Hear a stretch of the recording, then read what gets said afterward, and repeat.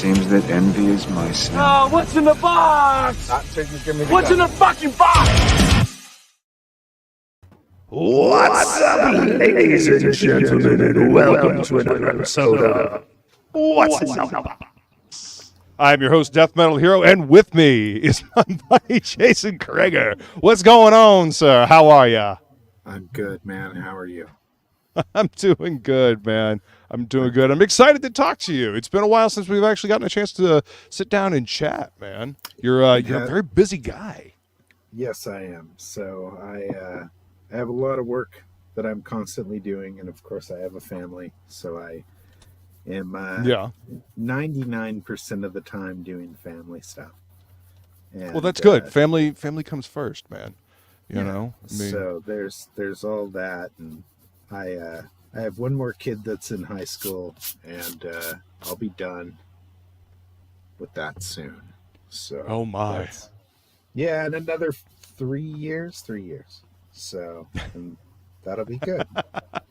3 more years and we're good. So 3 more years and I'm free from this. And then it's on to college. Exactly. So I spend a lot of my time in between all my comic gigs and trying to keep up with everything, and family, just trying to get Hammer out. So I know that it's late and I feel horrible about it. I can tell you wholly I was unprepared to get it back in my hands and then be told, hey man, make this happen. And I dropped the ball. I dropped the ball, man. I did. I had to focus on a bunch of family stuff at that time, but it's foremost on my mind, and it has to be done as soon as possible. And I have a huge chunk of time coming up in a couple weeks here that I'm going to just nail it all out and right on, man. Try to save a little bit of my self-decency in this community, see what happens. You know what I mean? Well, I mean, I think people understand real life comes first. Like, you know, life pops up, shit happens, you know, and things that need to be taken care of now got to be taken care of now. You know, sometimes there's no getting around it. There is. And you know, you've communicated with the backers, you've let people know what was going on, you know. So yeah, I mean, I could be more, you know, I could be dropping stuff weekly to them and like letting them know that stuff, but I kind of feel like that's giving people false hope. You're kind of like jiving them up, but you don't know how long it's going to take. And I'm not that kind of person. I want to make sure that I've, you know, have an answer before I can say anything. So you don't want to tell them something and then have to change it. You know, when you say something, you want it to be that actual thing. No, I get that. Exactly. I get that 100%. Feline says family first. Absolutely, I completely agree. Feline. Yeah, totally first. So I've been doing a lot of that and kind of trying to get my brain all in the right place. And in doing so, I wrapped up Jawbone Death. What's up, Jason? For the most part. Good to see you. As I said, Adam added 2 pages after I finished it. He was like, oh, we need these 2 pages. Can you do them? Like, before it goes to print before Christmas? I was like, okay. just you know, go ahead and do these extra couple of pages here. Yeah. So yeah. Like, here's one of those pages. Oh, shit. Look at that. Damn. I just blasted this out, and I have another one on the table currently. I love the original artwork, like the on the board, like the ink on board. There's something fucking great there, man. There's something magical there. You know the best part about this campaign is going to be the fact that you're actually going to get to own some of the original art.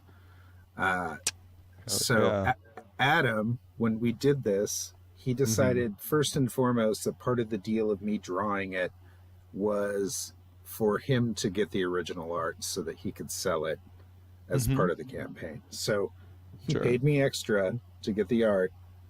Nice. So that he can sell it all. And basically hook you guys up with some cool pieces. Shit, man. There's going to be some amazing shit in there. Just the stuff that you've posted. I cannot wait to see the rest of the book. And there are going to be some amazing pages in there. And in this day and age, when a lot of people, I mean, I'm working on a book, Mercenary Guild. I'm doing everything digital right now. I did the artwork for the exclusive trading card that we're doing. I did that. I penciled that digitally, and then I printed it out blue line and inked that traditionally. As a matter of fact, I just finished a time compression video, a time lapse video of it. But yeah, I'm working digitally, so I love seeing traditional stuff, traditional pages. Yeah, I've been forced to go back to the well. And it's actually nice to have physical pages to sell. Like, yeah, I mean, I don't like that I have 1,000 more pages sitting around my house. Like, well, space constraints are definitely a thing. No, I get that. And flat file storage can be a nightmare sometimes. I probably draw a page like 2 or 3 times before I even put it on board. So imagine having 2 or 3 pieces of paper. Like, okay, so when I lay stuff out, like, I'll lay out an idea, and then if I like it, I'll draw it bigger. But usually, I can make everything more dynamic. So, then I'll start thinking about how panels should be more dynamic, and then I'll take out a big sheet of paper, like 11 by 17 typing paper. Yeah. And I just start scribbling ideas for panels, and what works does, and what some works, some doesn't, and then I just mix and match those panels on another sheet of paper and kind of get them blocked out enough that I can transfer them to board to ink them. And, very cool. Okay. So yeah, by the time I've gotten to the inking stage, I've drawn it 3 or 4 times, and I kind of know what I want, right? At that point, I know. So that's what makes my inking look so confident. Right, because you've gone over the image 3 or 4 times already in your head. You've got it pretty well visualized. So the inking just kind of goes along smoothly then. Right. For the most part. There's always... For the most part. Yeah. Yeah. Sometimes I have to redraw stuff. If Adam doesn't like something and wants me to change it, we do that. And I try to not be too grumpy about it. I kind of have to let him have his way sometimes, and let him play in his world that he's creating, and just do the best job I can to try to make it look as good as possible with what he wants me to do. Right. So even if that whole collaboration thing. Yeah. Yeah, man, that's what they say, I guess. So yeah, my process is really that page that I showed you. Yeah. What's up, Christopher John? Good to see you, sir. And we got an old dirty fatty as well. Welcome, everybody. Oh, hang on. Here's my that's pencils.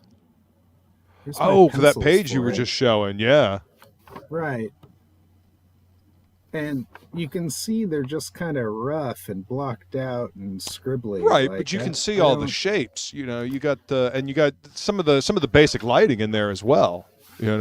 Right. I tend to throw that in there. And then here's what I drew before I did that one. This was my first take on it, and I wanted to go even more dynamic, have them up against each other. Yeah. Have him looking down on him and then doing that. But Adam was like, no, man, do it like this. So I did it like this. Yeah. So he wanted, this character to be giant compared to JBD. Yeah. And then he, it all kind of flows. JBD is all on this side. Sorry, everything's opposite. And he just kind of.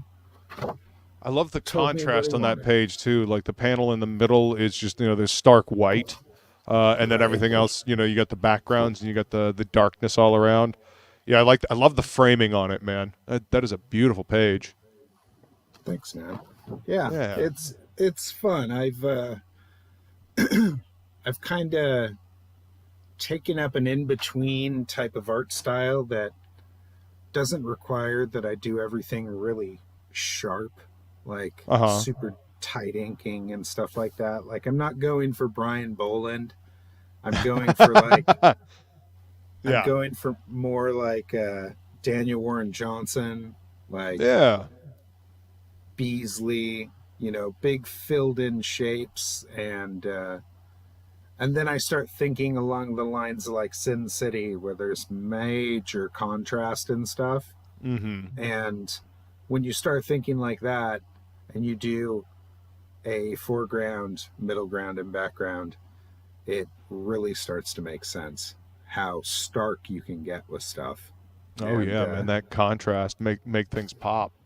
Yeah, so I try to do the whole Daniel Warren Johnson contrasty thing, but kind of in my sketchy, artsy style. So it's kind of painterly. It's more painterly than anything is how I describe it. There's nothing wrong with that. I mean, I'm quite fond of inking with a brush. I've got a Raphael number 3 that I really enjoy inking with. So, I mean, I get that, man. There's something about the way you can get a certain line, the way you can flick it, the way you can get the feathering with a brush that I don't find with, a nib. And I mean, I like pens like nibs, to get, like you said, the Boland lines, but that smooth feathering with the brush, man. I really enjoy that. But yeah, I'm looking forward to everything that you're doing on Jawbone Death, man.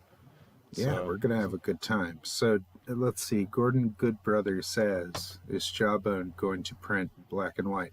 So the Indiegogo campaign is going to be black and white, and then there is going to be a color version of it, but we're most likely going to go through a comic company to do that.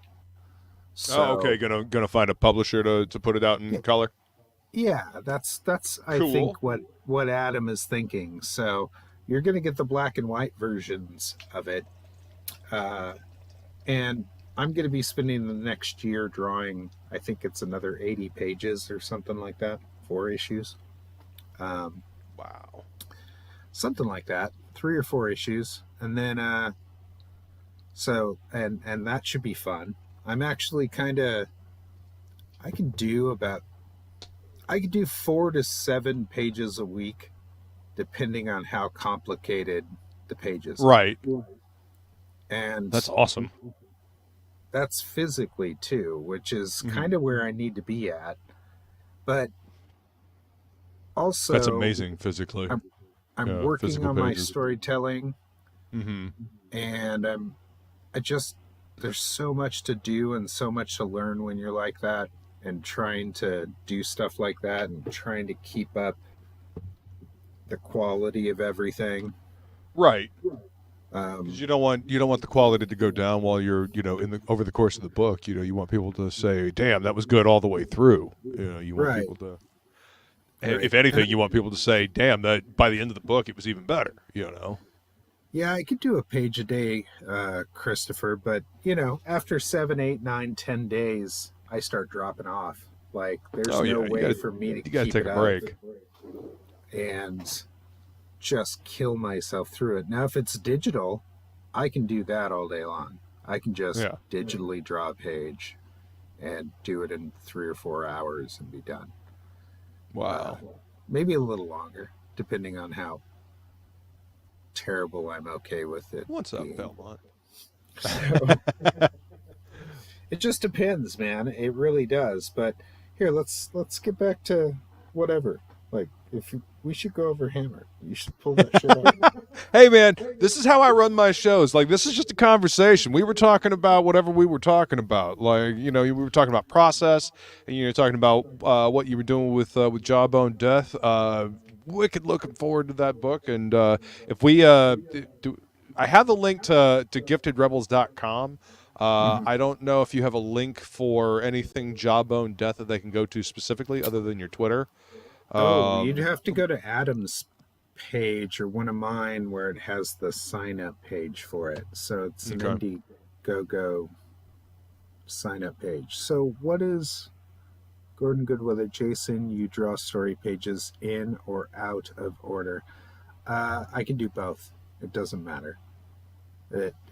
Sometimes I drew Jawbone Death out of order.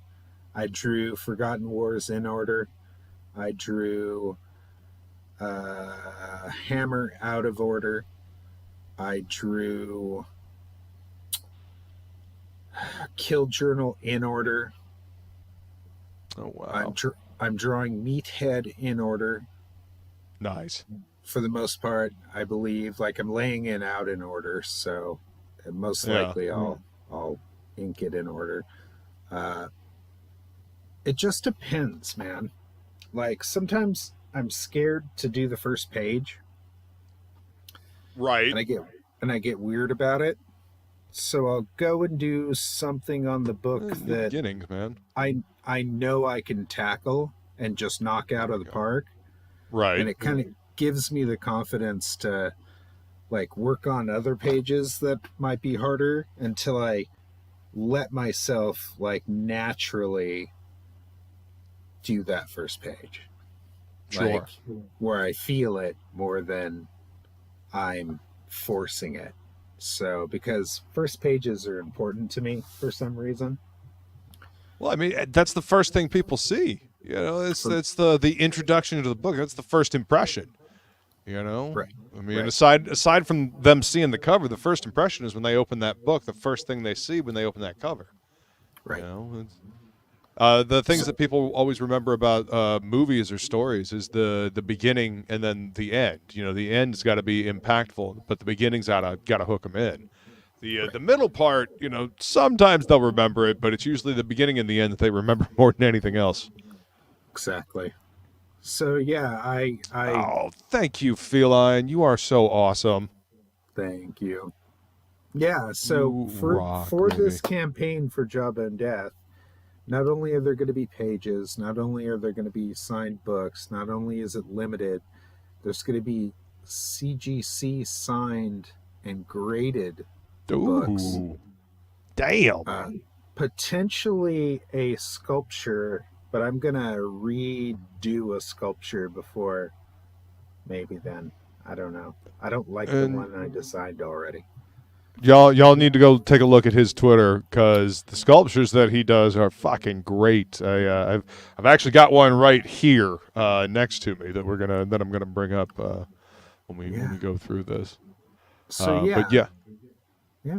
Let's get back to all right here. So shall we open up the hammer? That's right. Let's do that. First and foremost, let's. I went ahead and opened up the Loki sculpture because we wanted to make sure that it made it here safe and sound, and I just want to show this off. I got this hand painted by the man himself, and it is so damn cool. I'm happy I was able to do it. I'm happy it survived. Like, that was my biggest concern with it getting there. It is a big chunk of resin. Yeah. And I was kind of worried it wasn't going to make it, but it did. It made it well. It made it all together and beautiful. Safe and sound nice. and happy. Yeah. And those horns look ridiculous, by the way. They're huge. I fucking love it, man. I saw that on the campaign. I was like, oh, shit. That's going to look good on my shelf. So, let's see, Jim. Good God, says Christopher John. It's coming along, Jim. It's going slow. So in the next couple weeks, I actually have some time that I'm going to be fulfilling a bunch of the orders yes, I realize that the Lokis aren't showing up quick enough for everybody. I want to make sure everybody gets one and has theirs on time, but I want to also make sure that I have everything printed out and everything taken care of for everybody. So it's coming. I want to give you a date. I will shoot for in the next few weeks getting out as many as humanly possible. People are probably going to have to wait a little longer for their sculptures because there's a few things I have to take care of with them. So it's my fault. It's a total production problem with me. And I bit off so much when I did this first campaign. I didn't know anything about anything. And I bit off more than I could chew. And I mean, first campaign, man, it happens. Yeah, you know. Yeah, I learned so much through doing the last several campaigns and letting Adam take care of everything. Adam knows how to streamline everything. No, I know you're not criticizing. I feel terrible that I haven't been able to get everything out to everybody. It actually makes me anxious to even talk about it because I know how long everybody has been waiting, and my situation finally got good enough that I can finally start doing this and getting it out. And I know it's damaged my reputation. I know all of that. So that's why I'm working so hard on so many other things, and I know people like art that they'll check it out. Yeah, Matt hit me up the other day, and I was able to get his out a little quicker than other people. His should be showing up the 18th. Fantastic. So yeah, there's... What's up, Hex? I'm trying to take care of everybody. I know I dropped the ball, but Adam has everything under control with all these other campaigns. He gets everything out. That's why we finished all of the books that are going to print that we're running all these new campaigns with. And yeah, it just keeps us going, keeps everything going. We love comics so much that we literally are poor, but still do them. We're making comics. We're poor, but we're still making comics. No, it's this industry. Listen, I did storyboards for a while, and the difference between doing storyboards and doing comics is this. Storyboards, they pay you an exorbitant amount of money to basically be on call for 72 hours and to draw exactly what they tell you. Right. When they tell you to do it, and do it incredibly fast. And nice and clean. Try to keep it nice so that they don't have to guess. Got to look good. Has to look decent, right? You can't spend a week on it. You have 72 hours, and they will pay you a ridiculous amount of money. Now with comics, I get paid the lowest possible sum you could possibly get paid in comics, like $200 to pencil and ink stuff. That was my penciling rate 20 years ago at Top Cow. That's the beginning penciling rate at Top Cow. I think it was $250 actually. So I'm making less than what I made at Top Cow, and I have to pencil and ink everything. So I get paid a little bit of money to do my best work, right? Right. It just doesn't seem right.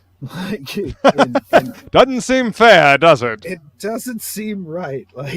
Yeah. And if you spend a week doing something, you're not going to get a week's worth of money out of it.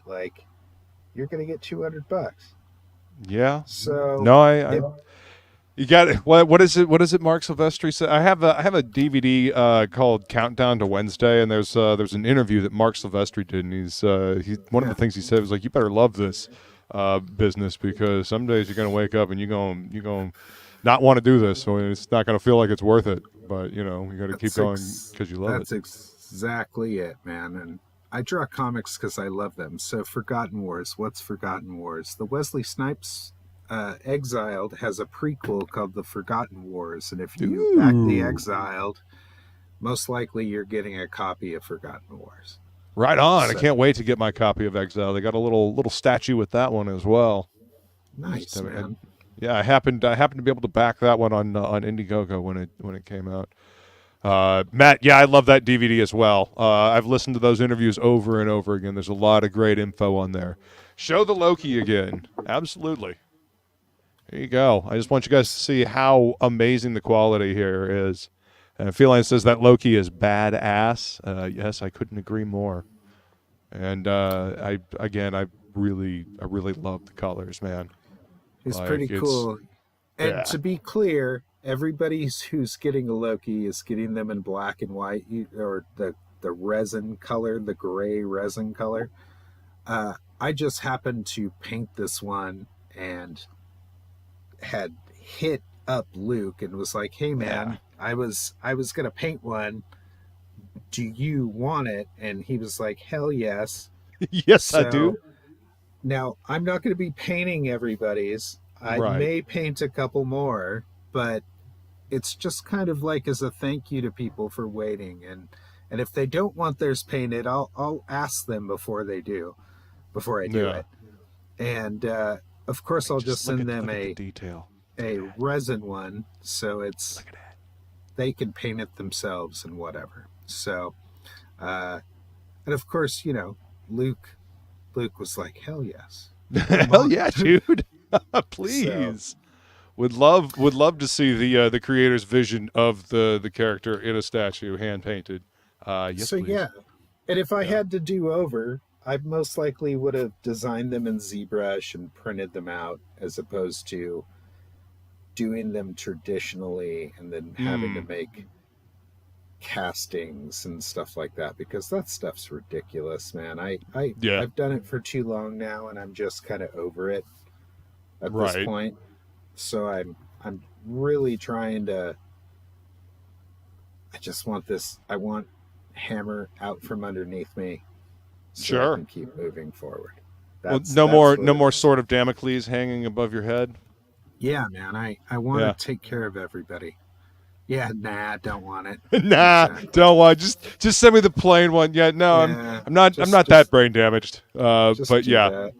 I was so excited that I got the opportunity, and it's going to go on the shelf behind me, so you guys will be able to see it in future episodes. Let me think about it. Yeah. That's right. All right. That's right. Okay. Going to go ahead and open up the book itself. Now, you sent me the digital version of this, so I have read it, and it's fucking great, man. I love what you did with it. Go ahead and tell everybody what the basic premise is and where you came up with the idea for. Oh man, so I think the story goes, I published it in a Bleeding Cool. So the story goes, I was like stoned driving home, or my wife was driving, and I was in the passenger seat, and I happened to look at this video of the Techno Viking, which is one of the oldest videos on the internet. And and I thought to myself, if the world did go to hell, how come in Mad Max they never pushed the fact that the gods are real?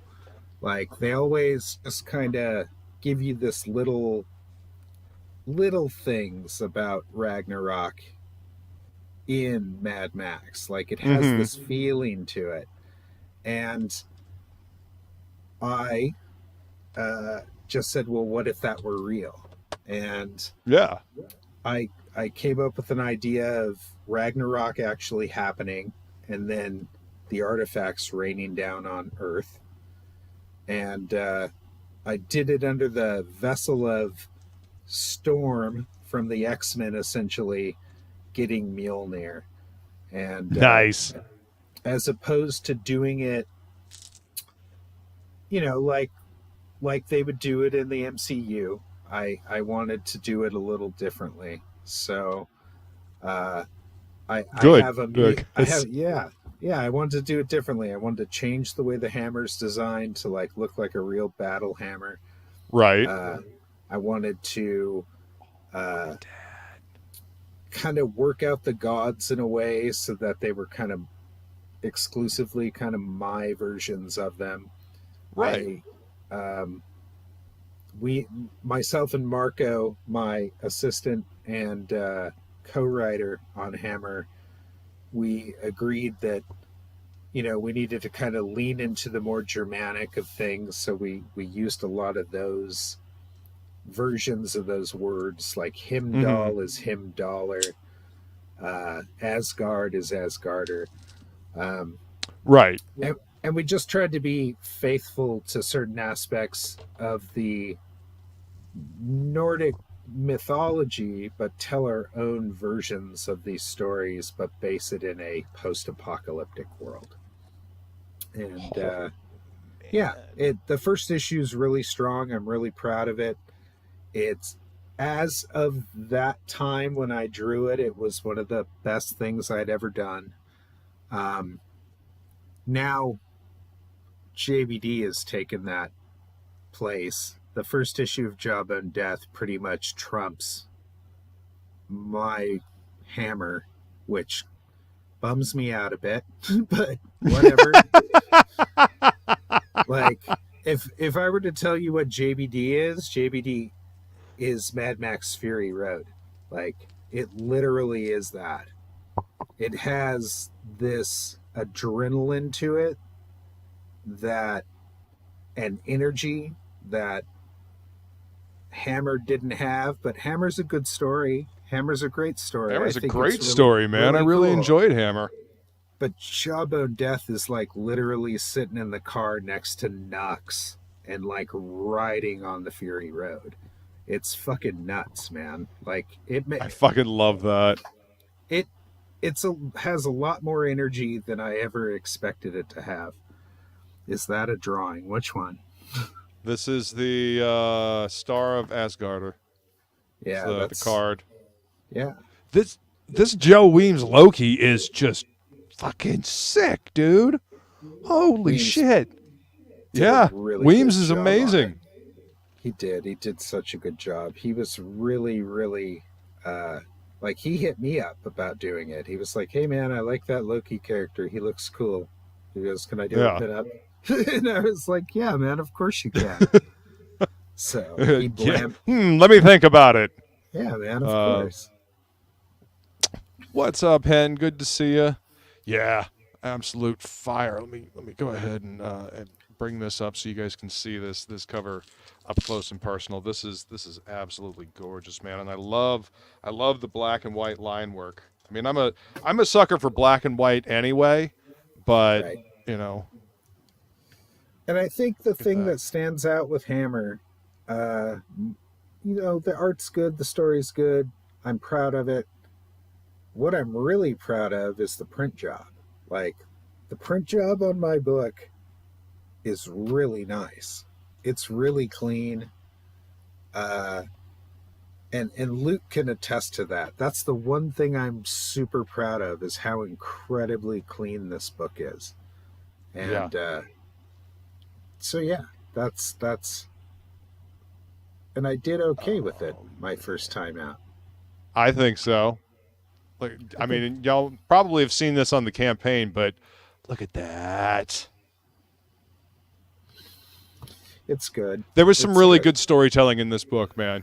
Like, I really like the storytelling in this book a lot. I love the contrast. I love the texture. You know, I'm glad you did the black and white.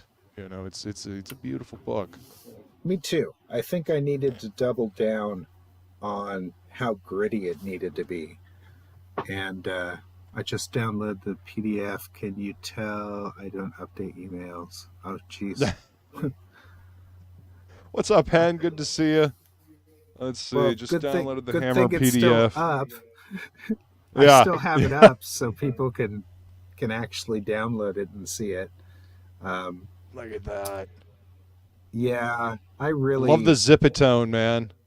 You know, it adds I doubled to that down grittiness. on the grittiness of it. Yeah. Yeah. It needed it if it wasn't going to be in color. Oh, for sure. You gotta have that texture. You know, you gotta give that depth. Exactly. But yeah, if you guys back the campaign, definitely go download the PDF so you can read it. If you don't want to wait for the book. But yeah, the print quality is beautiful, man. I love this poster as well. You know, you can see the hammer, the kind of redesign, so it's like an actual like war hammer. Yeah, Joe Benitez did such a good job on that piece, man. I had so much fun Joe's coloring fantastic. it. He did such a good job. Indeed. I love this cover. It's fun, man. He did such a good job, and it printed so nice. It really did. Nice spine on it, perfect bound. So, how many issues do you plan for Hammer? So originally, I was gonna do 10, and it's been a while, man. Like, obviously, since that came out. Sure. So, in order for me to get back on it, I'm probably gonna do a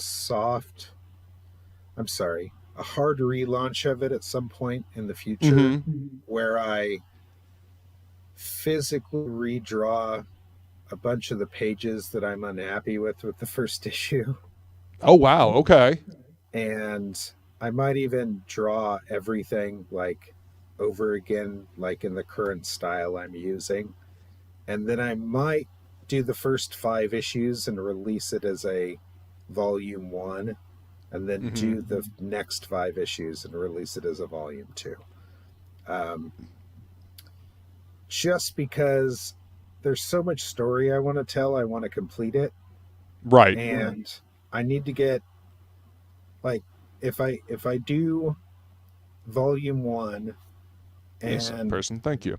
I take it to 24 pages an issue as opposed to the 30 whatever it is, and then I have friends who are filling out the rest of that stuff. You know, my book ended up being 54 pages or something like that, plus the cover. It was a lot more than beautiful I ended up saying it was going to be in the first place. Like, it was going to be like 48, right? All, but it ended up being 6 or 7 or 8 more pages. Hey, Marco.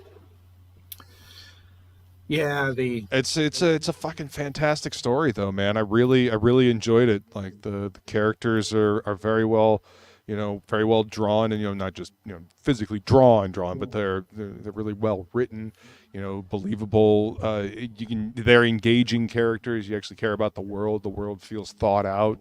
It's cool, man. I appreciate that. I think people will really dig it once they get their hands on it and get a chance to read it. It's a nice different take on the end of the world. We always get all the post-apocalyptic stuff that is it's all about the biblical post-apocalypse, or like a ecological catastrophe or something like that. But no, like you said, nobody ever does what happens at the end of Ragnarok. What happens after Ragnarok? Does the world go on? So it's cool to see you take that story and run with it, man. And I think you did a fantastic job with it. I appreciate it. The 2 story arcs, the first volume and the second volume, are the first one actually kind of introduces us to who our real bad guy is. And how they're going to play a part. Then the second one is literally the astral journey of her becoming a god and then coming back to Earth to deal with the god that's there now. Yeah. And so it has these 2 parts. It has this one that builds up to this amazing climax where we let know who all the players are, and then we do the whole Promethea thing, like the Alan Moore Promethea thing, where we transcend reality and end up having to travel through hell at some point and come out the other side. So it's an epic hero's journey, but I want to be able to tell it all at once. And I don't want people to have to wait. Right. And I'm okay with only breaking even if I can give them 5 issues. Like, I'm okay with that. I can at least sell those 5 issues to a company and have them printed in the comic book world and hopefully make 10,000 sales as opposed to a couple hundred, right? Get a publisher that wants to put it out like in Diamond or something like that. Get it into comic shops. Right.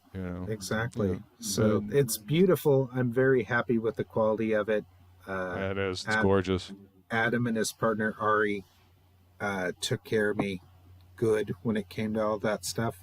Now it's just a matter of me wrapping it up. Well, I mean, it was definitely worth the wait. I am super happy to finally get a chance to see it. I'm gonna reread it now that I have the book in hand, just because it is good, guys. You're gonna fucking love it. Marco Gali says, greetings. Jason's right. The printing rivals any prestige format for the big three. Oh, absolutely. I dare say the internal page quality is of higher stock, higher quality, and crisper print quality, line retention. Yeah. I don't know. It's really nice. It is. It's a beautiful book, and in black and white you get to see the nice sharp contrast, and it maintains all of that. It's easier to swipe if you want to try to swipe me. I just swiped it from someone else, anyways. Probably. Steal like an artist. That's right. Absolutely. That's right. So do you want to look at some JBD pages? If you guys have not signed up, you should go sign up to JBD, man. Like, this stuff's going to be awesome. I wanted to start talking about what's coming up next for you, but before we do, I just want to bring up this badass piece that Joe Weems did of Loki here again, just because, hot damn, I love that line work. I know, right?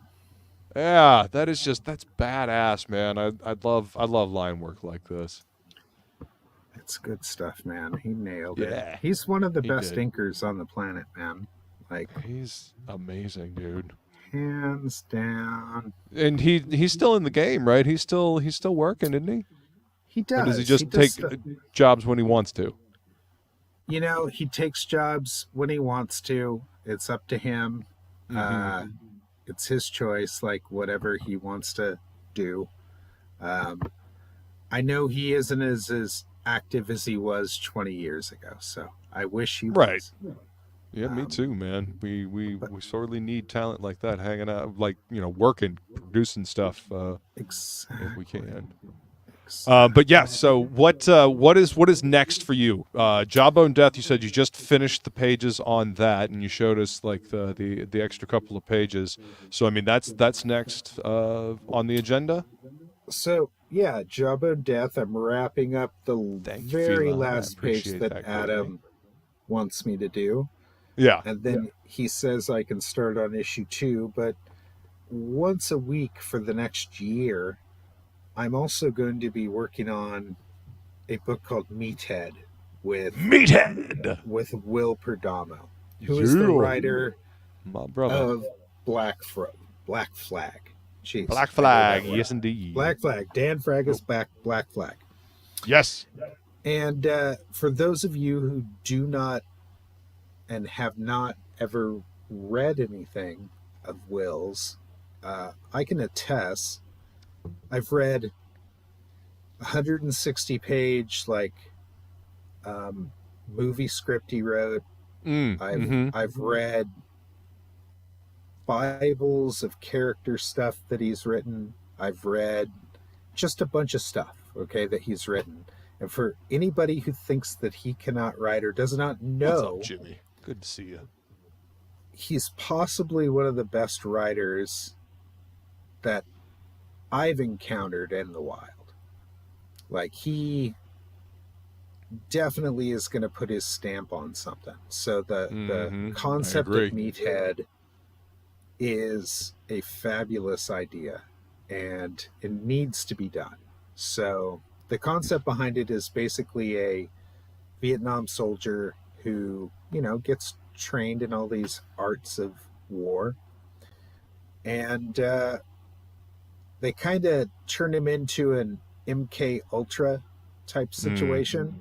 where his commanding officer turns him on. And then the second he turns him on, he kills his commanding officer. And the person who can turn him off is now dead. So he's constantly on mission. So he's on a mission. So the war is over. We're in the 80s when we're doing this. Mm-hmm. And our main character has taken up refuge in the jungle of Vietnam. And he has become this monster, this thing that just indiscriminately can just lay waste to enemy, foe, and friend alike. Like, he's ridiculous how detached and tired he is being that. He's Rambo turned up to 10 and can't turn it off. And that's terrifying. It is. It's terrifying. And there's a whole bunch of other subplots that come into it, but I don't want to give away too much. I'll just tell you this. Yeah. Meathead is going to top probably anything else I do because I'm that into it. Like, I feel like there are certain books that people are meant to draw. Yes. And I think Meathead is one of them. Like, I was meant to draw that book. I agree. I've seen some of the cover. Will sent me the cover, and just the storytelling in that one image alone is incredible, and just the level of gravitas that you're bringing to the story is amazing. I cannot wait for people to get their hands on that as well. That's going to be amazing. I'm glad that you're the one working on it. And here, let's announce it here. So Meathead is going to be coming out on Dan Fraga's Incredible Comics comic line. Yes. So hell yeah. We're going to be part of the Incredible universe. Essentially. I love that. That's fantastic. Yeah, it's really cool, man. I'm really psyched. Fraga's really stoked. He's super excited about it. And, we're hopefully we're going to make this a competition. Like, I want Fraga to start pumping out stuff. I'm going to keep pumping out stuff. And we're just going to keep it going, man. So I like the sound of this quality content coming, left and right. I like the sound of this a lot. Exactly. I just dug up my that. scans for not Meathead, but my scans for JBD. So if you want to see, yes, indeed, that stuff. Did promise the people art reveals tonight. So, Feline, I appreciate you dropping all these links and find them for us. That's Will's Twitter or Twix handle, so you can follow him. So I can bring it up right now. Are you able to show it? Or are you showing it? Yeah, I'm showing it right now, so you can zoom in and stuff. It's showing your screen. Okay, good. Let's zoom in a little bit. Look at that.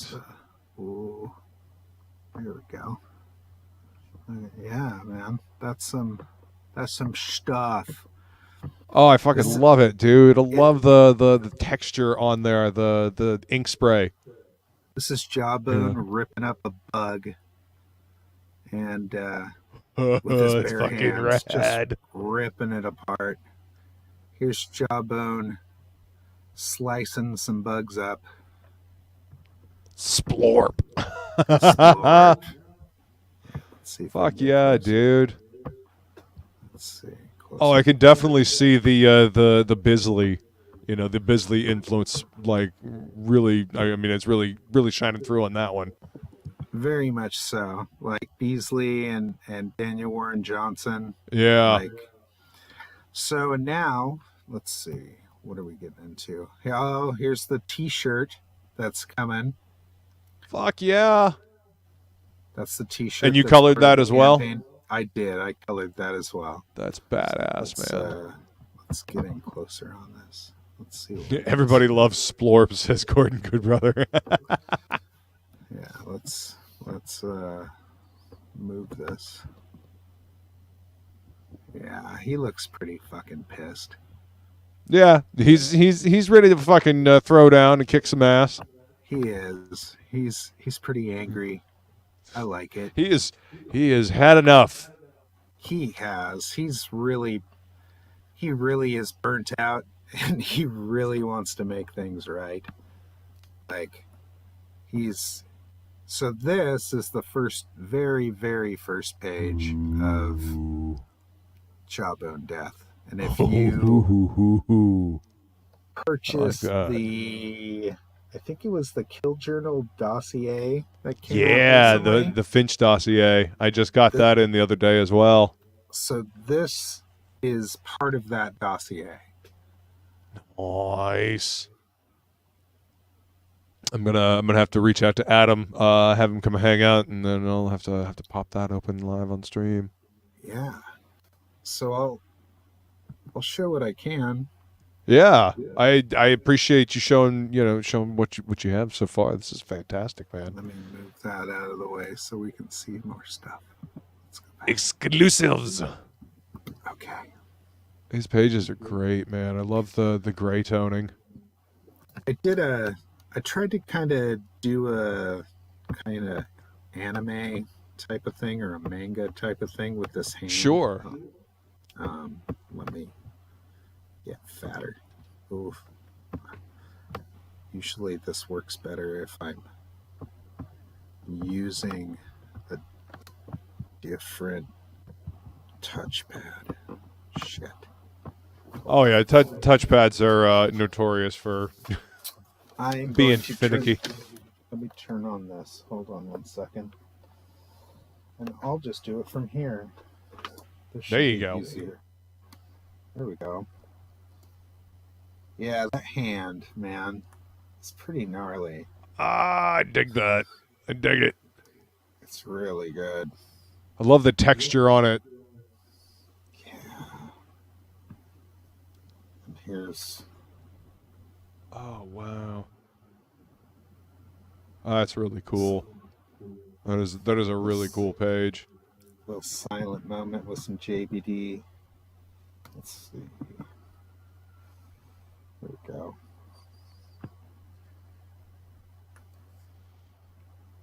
Oh, damn.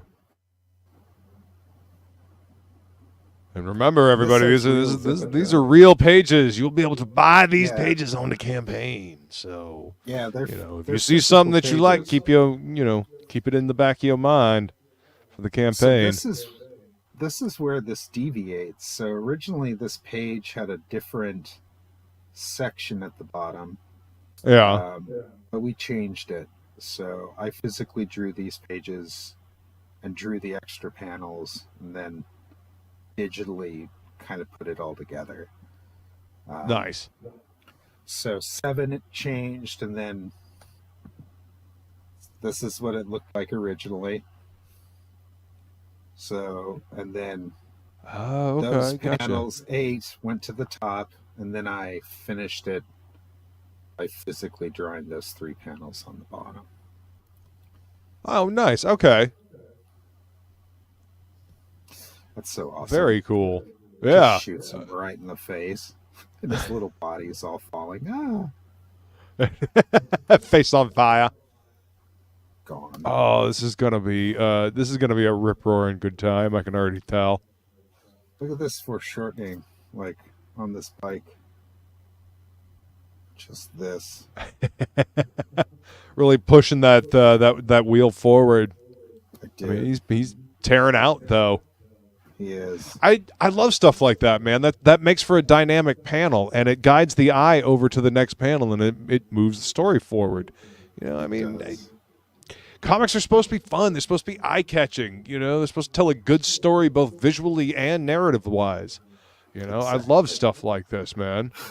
Exactly. Love the hands too. I love drawing hands, Hands are one of my favorite things, and they can be so expressive. You know, you can tell a lot of story or, you know, mood with hands. So I mean, I love well drawn hands. I don't particularly draw hands well, but I'll take it. Yeah. This is gnarly. Wow. This is some gnarly ass shit right here. Holy shit, man. Yeah. So it's a double page spread that I've basically split into 3 pieces, right? He's swinging, falling, landing in the middle of them. And then pop it up and go and doom! Boom! Yeah. Hell yeah. Yeah. That's a hell of a page. I imagine that one's gonna go for quite a pretty penny. Hell, hopefully. There might be a fight over that last page. Damn, that's a fucking good one too. Shit. How about that? Oh, this top panel. Top panel is just bitchin'. I fucking love that. Boom, that bottom panel. So you're really making each one of these pages, you know, a banger, you know, for everybody. Like all the pages are worth picking up just because each one's a banger. I'm trying here. I'm gonna skip over some stuff so that I don't. Yeah, don't spoil nothing. Gordon Goodbrother says it's best when the artist is entertained. He kicked himself. It happens. But yes, you are correct, Gordon Goodbrother. It's good when the artist is entertained as well. Here, let me show you this Loki statue again. Look how badass this is. It's so worth the wait. You guys, when you get these, you will be super happy. They're going to look fantastic on your shelf. High quality print and, you know, resin casting, and it feels good in the hand. You know, it's beautiful, nice detail. So yeah, there he is.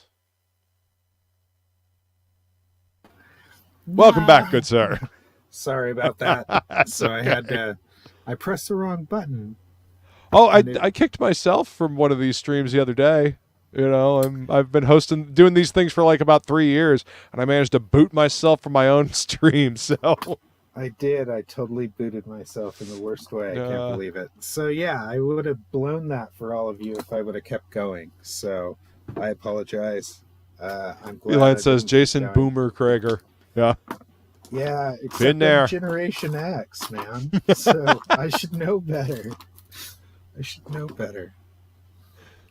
Yeah. You know, we all boomer every now and then. It's kind of become the tag for, you know, doing, you know, slipping up is boomer. It happens, man. What do you do? It does. So yeah, I have a bunch of stuff like that coming out. So I have Jawbone so Death. Fucking cool, dude. So go sign up if you haven't. Currently, we're looking at the campaign to launch January 15th or somewhere around there, I think. Hell yeah. So yeah, and I'll pump those out. And as I pump them out, you know, you probably shouldn't have to wait more than a month or two to get another book, especially. I don't know how fast we're going to run campaigns back to back. That's all up to him. Right.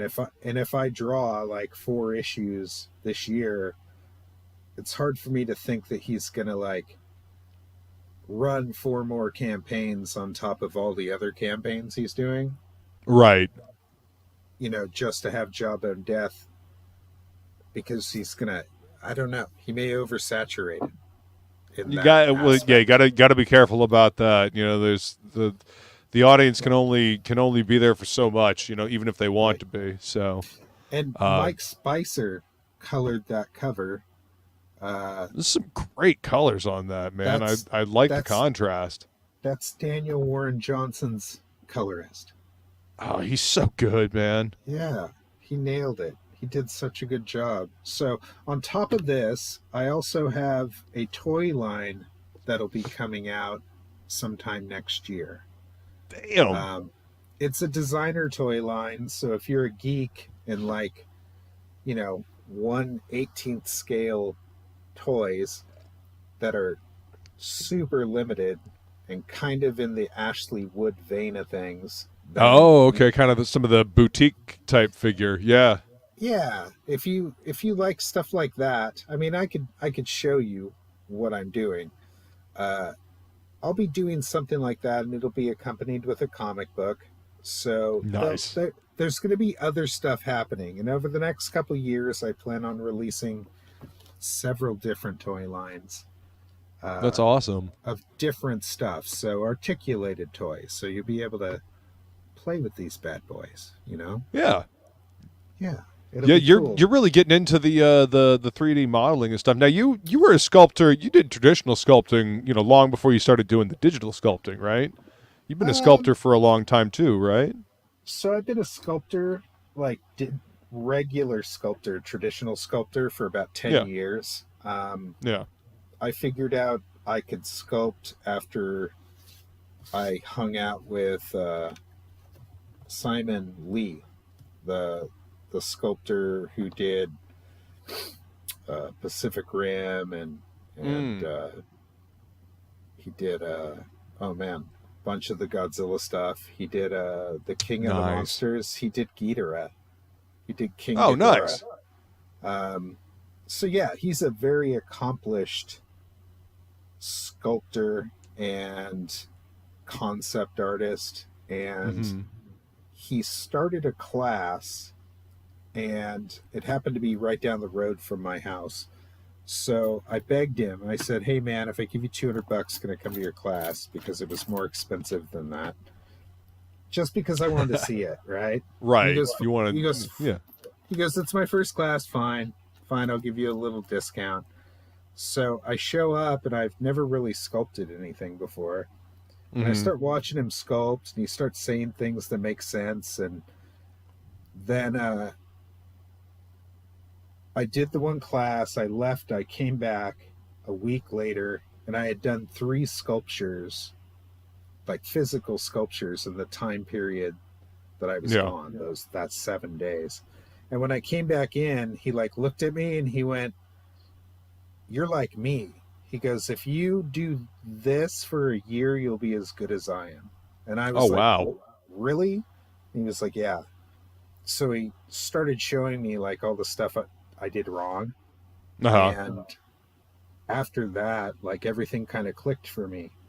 So I started sculpting right away. That's all I did for almost 2 years. I literally woke up every day and just sculpted every day. I didn't draw, I sculpted. And I physically did it until I felt like I understood it, in a way that I do all other art. So, and then I pushed off the idea of learning ZBrush for as long as humanly possible. So that was the one thing I did. I was like, nope, everything needs to come from a place of traditional art. Right. If I'm going to do something on ZBrush, I see a lot of ZBrush artists who walk into Simon Lee's classes, and they're accomplished ZBrush artists, man. They've done movies. They've done... They worked on Lord of the fucking Rings and everything else, but if you hand them a piece of clay, they can't do it. They can only do it in ZBrush. Right? That's unfortunate. And that is unfortunate. And they can't do it the way that Simon does it, right? Or even I do it now. But I pushed it off on purpose because I knew that learning ZBrush was just a matter of me learning the interface. And then once I did, it wouldn't be an issue because I already knew how to draw, right? Yeah, you've got to have the basics down. Yeah, I'd already been drawing for 20 years, 25 years. Well, and then sculpting traditionally, so you've got that muscle memory. It's adapting it to the digital interface at that point. Right. So the digital interface wasn't an issue because when I started playing with computers, I played with one of the first 1,000 Macintoshes that came off the line. my dad had one when I was a kid in 1982 when Oh, they wow. released the first 1,000 Macintoshes. Yeah. And then my dad owned a computer store when I was a kid. Ah, okay. So I had Photoshop and color printers and was computer coloring right as comic books started to do computer coloring. So I'd already learned how to do all that stuff and how to use Photoshop 25 years ago, 30 years ago. And so when I got onto ZBrush and I recognized that the interface is very similar to Photoshop in certain ways, and what you can and cannot do, it made it very easy for me to do. I learned ZBrush in a week. So I can... ZBrush is fun. I will admit I like ZBrush. I haven't played around with it in recent memory, but I very much enjoyed it when I was learning it. About a decade ago. Right. Yeah, I didn't learn it until maybe a year ago. I've probably digitally sculpted maybe 30 or 40 things my entire life digitally. So, but I get it. I know how to do it. I can just do it. I can do it all. So yeah, well, I mean, you've got the skills, man. And you seem to seek out. I mean, I haven't known you for a long time, but from what I can tell, you seem to seek out different different disciplines because you find interest in them. You wanna learn something. You want to try something different. You want to expand your artistic horizons. New challenges. And I think that's the way artists should be. We should. Try to work outside our comfort zones to try to expand what we know, what we can do, what we can bring to the table. I even treat, to take that even farther, I treat projects that way. Like all my comic projects look different. This is true. This is very true. There's a purpose for that. So Sin City doesn't look like The Dark Knight Returns. No, it does not. Right. Doesn't look like the Daredevil Elektra stuff, right? Like you notice that he changed his art style to fit whatever he was doing. Yeah, to fit the narrative, the story that he was making, to help tell the story, to get that mood across, to get that feeling across. Sure. Right. So the first thing, like if I take on a new project, I want to be able to give it its own flavor and flair and not just hire it because you want me to do, Hammer, right? Right. Like if you're hiring me to do Hammer, Hammer is Hammer. Right? Sure. You can't, like if you're hiring me to make things look like Hammer, Hammer's Hammer, man. You should let me serve your story in a style that fits your story. Yes. And that's, so when it came to Jawbone Death, it's Simon Beasley, it's Sean Gordon Murphy, it's Liam Sharp, it's... Oh, I fucking love Liam's work, man. He's so good. Little sprinkle of Tim Vigil here and there. Love Tim Vigil Tyler, too. Yeah. Some of those guys. Hell yeah, dude. Speaking my language, I love it. Sprinkle of Daniel Warren Johnson. So, but Meathead is like Sin City and Dan Panosian combined. That's how I think about doing Meathead. Hell yeah, dude! I can't wait for people to see this stuff. It's incredible. So it all sleep well, Feline. Thank you for being here. She says I've got to get some rest. Thank you again for my artwork and book, Jason. Sláinte all. Rest night. well, beautiful. Thank you for being here and dropping them links. Thank you. What's up, Ray? Good to see you, man. Thanks for being here. So it's important that I think that when you're doing a book, that the artists try to create a mood, and Absolutely. You should pick the kind of artist you need to create that mood. Mm-hmm. And so yeah, that's my goal when I create things. Well, it all goes into the storytelling. You know, comics are that unique amalgam. It's you know, I've said it before. It's kind of like alchemy. You know, all these different pieces come together, and they've all got to be like the right components. You know, to come together in the right way to tell this really compelling, good story. You know, and when they work, man, they fucking work. You know, and then when certain pieces, you know, don't really fit the tone or the mood or, you know, the story that's being told, you know, it feels off. You know, Right. I mean, you've read books where you're like, the story is pretty cool, but the artwork isn't quite serving the story as well as it could. So yeah, I'm 100% with you there. You know, the art should be considered when the story, you know, what would serve the story best, what needs to be told with the artwork along with the narrative. Right. It comes from I'm like an artist type of person. Yeah. Like I never wanted to be held down by the fact that I couldn't do something. So, and a couple times in my life it's happened where, you know, I needed an anchor. So I didn't have an anchor. So I had to become an inker, even though I hated inking. And at some point, I had to embrace the idea that there's more than one way to skin a cat. And right, all these stuff. I taught myself some bad habits back in the 80s and 90s when I was drawing comics at Top Cow and Avatar and places like that. And part of those bad habits go with you shouldn't be spending a week on a page, right? As good as that page is, like, you can tell the same story with half the amount of lines. Do that, like, and if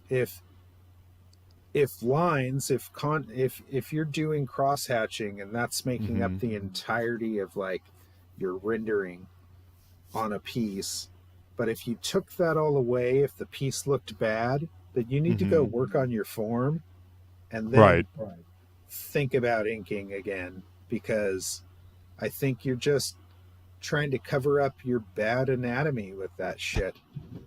Yeah, sometimes that is the case, you know. And you know, it becomes a problem. Like I get that people want exaggerated figures and everybody's art's different. There's people who still love Rob Liefeld, and there's still and there's all that. So I have nothing against Rob Liefeld making a fucking living. There are people who love Rob's work, and if Rob ever changed, he would be ridiculed by the crowd. If he got better, nobody would love it at that point. Like, if he really, really became like Adam Hughes, would we go, good job, Rob? People don't like change. Change. Yeah, like, Hammer is shipping. It's going slow. I'm taking care of it. I want to make sure that everybody gets their stuff. I know it's been a little bit since I've updated people. People are getting them. They are indeed in silver. It is definitely worth it, my friend. It is an absolutely gorgeous book. And I have absolutely a couple gorgeous weeks book coming up here that I'm going to fulfill most of the books, and all the extra goodies will come after that. So I promise I'm going to make it good. So, and I've been it'll throwing definitely little be worth extras it, guys. in with some people. So some people get little extras in their stuff for waiting. I appreciate it. Thank you so much. So we appreciate quality books and quality stuff, man. Gordon Goodbrother says, "Leave Rob alone, terrorists." No. Rob, you know, if I saw Rob draw a portrait of somebody, and the more he draws towards realism, the less he looks like Rob. Right? Yeah. He's got a distinct style that he's known for, yeah. And that's what I'm saying. The second he stops being Rob is the second y'all stop buying his shit. Right. So He's found what works for him. He found what works for him, and he doubled down on it. Becoming a better artist isn't part of that. So becoming he can cruise on that for a while, forever, actually, in his case. He's a good artist. He does stuff. It's fine. Yeah. It's not an issue. He makes money. He'll even tell you. He'll tell you he did, in the last 10 years, thousands of pages and 300 books and 30 different covers. And yeah, they still buy his stuff, and it still has the same nostalgia that it had when I was 15. So, yeah, and there's nothing wrong with that. All I was saying is, if he changed, nobody would buy his stuff anymore. It isn't what people are wanting. They want that Rob Liefeld, sauce, that special sauce that he brings, that style. Yeah. Yeah, he's typecasted into his own style. Yeah, I mean, and there are worse things to happen, I guess, as an artist. I mean, yeah. At least it's a consistent thing, and people know what they're getting, and what they're going for. Yeah, I don't want to be typecast in my books, so that's why I draw so many different styles. That's why I do so many different things. And most of the people I grew up admiring, most of the artists, weren't like the workhorses of the industry. They were the really experimental and over the top type of people, like Dennis Cohen and Bill Sankovich and John J. Muth and Dave McKeon. And, even though I couldn't draw like them at the time, I was really drawn to them and how they did that stuff. I bought all that shit, man. All the pouches, all the shoulder pads, all that shoulder pad fog instead of ankles. Yes, I was in high school when all that shit came out. So I mean, I've got my stuff too, man. I still enjoy it.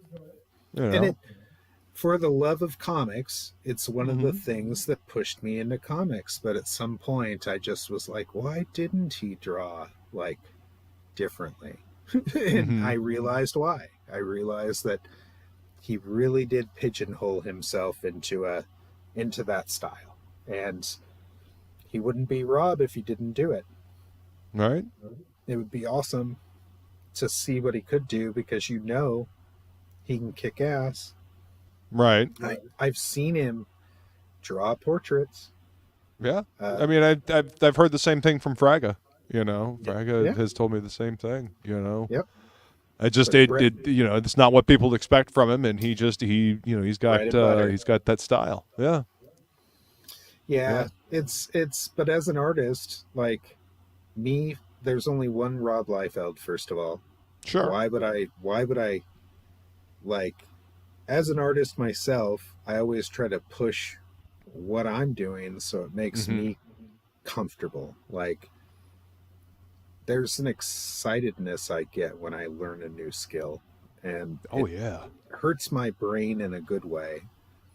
And I like knowledge. I like listening to like 40 hours of advanced biology lectures from like Stanford, shit like that, just because it makes my brain hurt, right? I don't know about you, man, but I love working on something, especially if I'm inking. I can put on like a lecture or an audio book or a documentary or something like that. Usually something that I don't necessarily have to look at. If I can just listen to it without having to like physically look up and look at something, that keeps my subconscious mind entertained while I'm working, and I absorb that information, man. I do the same thing. I do the same exact thing. Man, I love it. That's how I get my books in, man. Because I've got a stack of comic books to read, and you have to have. It's a visual medium. You got to look at a comic book to read it, right? So the only way I can actually get novels in is audiobooks. So I really appreciate like the unabridged audiobooks. Like I feel you.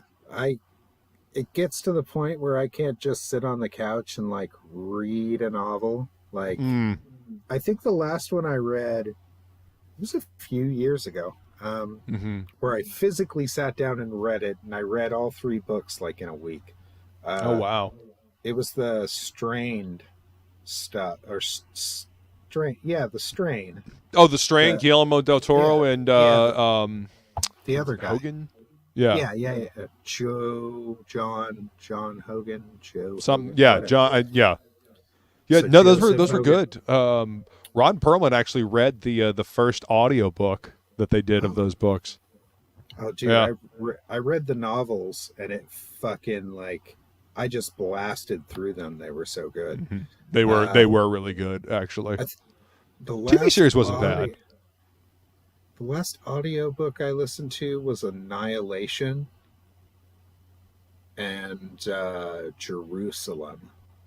Oh, Alan Moore's Jerusalem? Yeah. Yeah, dude, that is a huge book. Fucking over 60 hours. Yeah, I had to follow along to just, like, there's only so much I can take when he's, like, takes 3 pages to describe the wood grain on, like, a fucking cabinet. Dude, that novel is like a Gordian knot of like 4 different novels woven together. It is just a massive fucking narrative. It's insane. It really is. I enjoyed the book. It came out at a time like right after my dad had passed, and so like, you know, the subject matter kind of, I don't know. It was I read it at the right time, and it kind of hit me, you know, and I enjoyed the book. You know, I was looking for something to kind of get lost in and get absorbed in. Yeah, and Lost. Oh yeah, I never actually read. I never actually watched Lost. Get Lost. No, I was saying Get Lost. Getting lost in that book would have been easy. Oh yes, definitely. Yeah. No, I never watched Lost either. The show.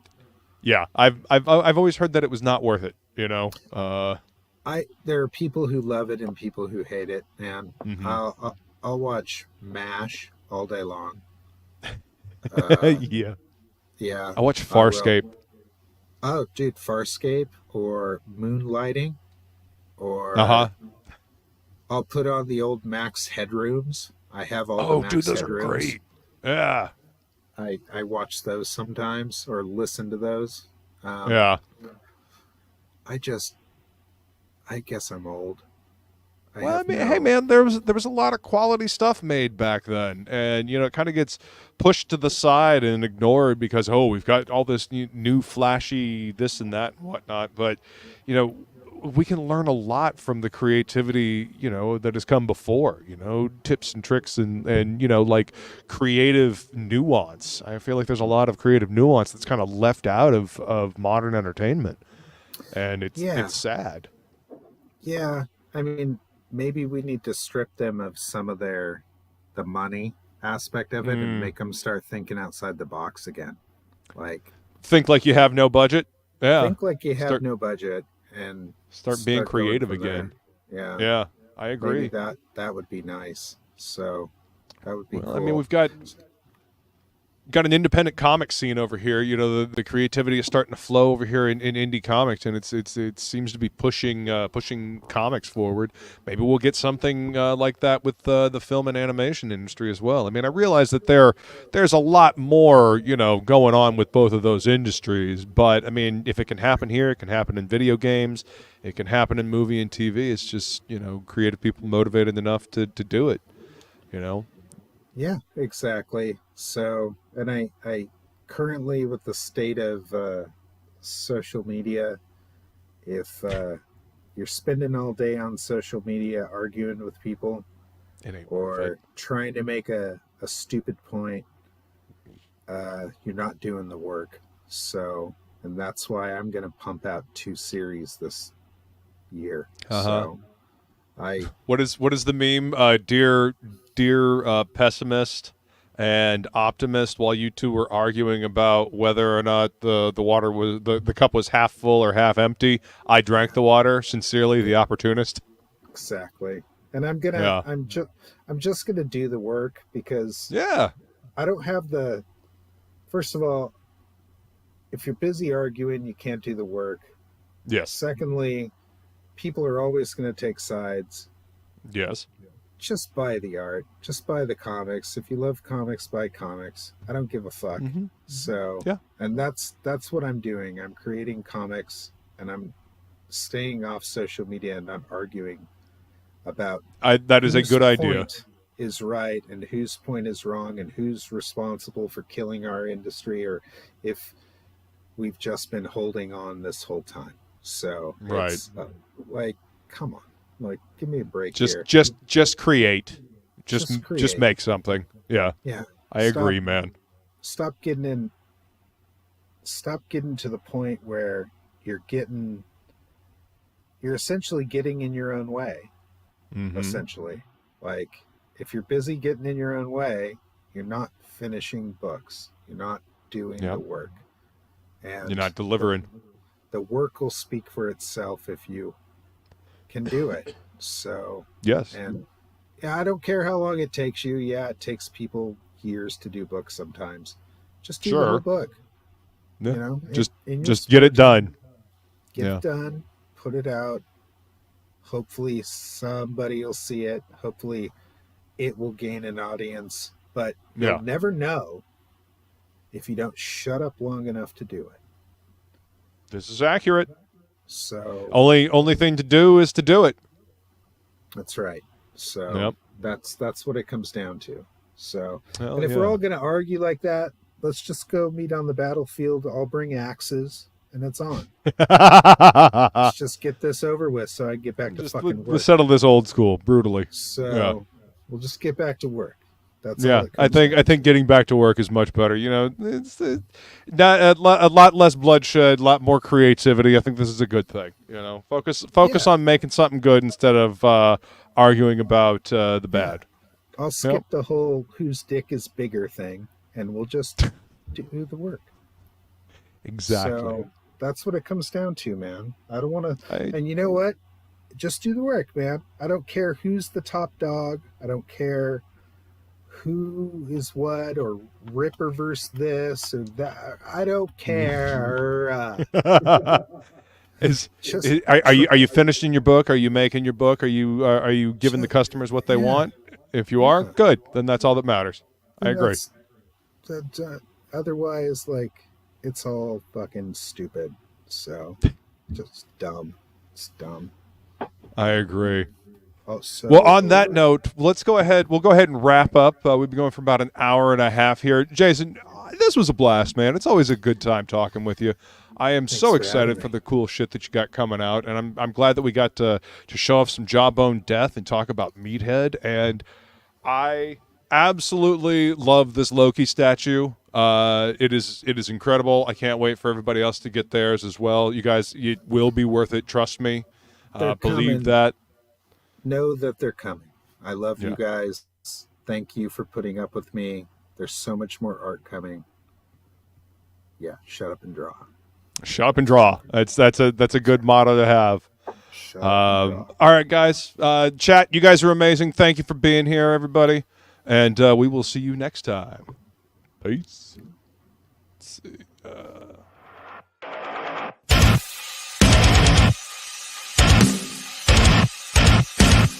It seems that envy is my sin. Oh, what's in the box? What's in the fucking box?